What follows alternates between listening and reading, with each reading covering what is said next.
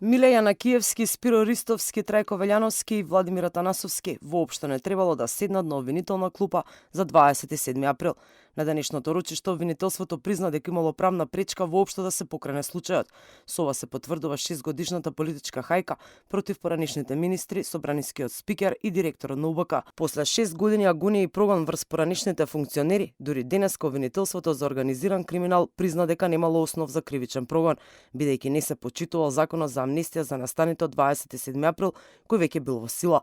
Тоа всушност представувало и пречка за кривично гонење и покренување на обвинение, образложува адвокатот Миланов. Правната пречка е во тоа што во тој момент е во сила законот за амнестија кој што го исклучува гонењето во однос на овие лица. Де факто произлегува дека овде се досега имавме нечи хир или нечија политичка желба да оваа постапка се тера. Имено, години наназад се водеше постапка за терористичко загрозување на уставниот поредок против поранешните функционери, за што имаше и првостепена пресуда. Печлениот состав на чело со судијата Илија Трпков ги прогласи за виновни и им досуди затворски казни. Велјановски беше осуден на 6,5 години затвор, Ристовски 6 години и 3 месеци.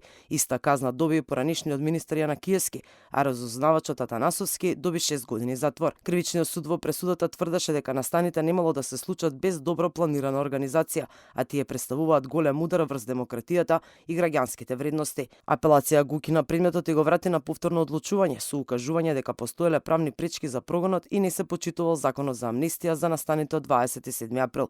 Вакво укажување даде и вишето обвинителство. Миле Јанакиевски и Спиро Ристовски беа и физички нападнати во притвор, додека Европскиот суд за човекови права утврди повреда на нивните човекови права во овој случај.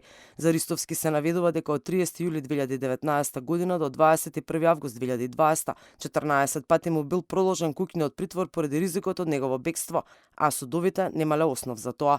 Додека за екс-министерот за транспорт и врски Миле Јанакиевски, Европскиот суд за човекови права од Страсбург пресече дека бил незаконски држан во домашен притвор за случаите организатори на 27 април и шпански скали. Случајот го водеше контроверзната обвинителка Вилма Рускоска, која се поврзува со низа скандали. Денешното судење е одложено, а судијата ќе донесе одлука на следното рочиште, потврдија од кривичниот суд.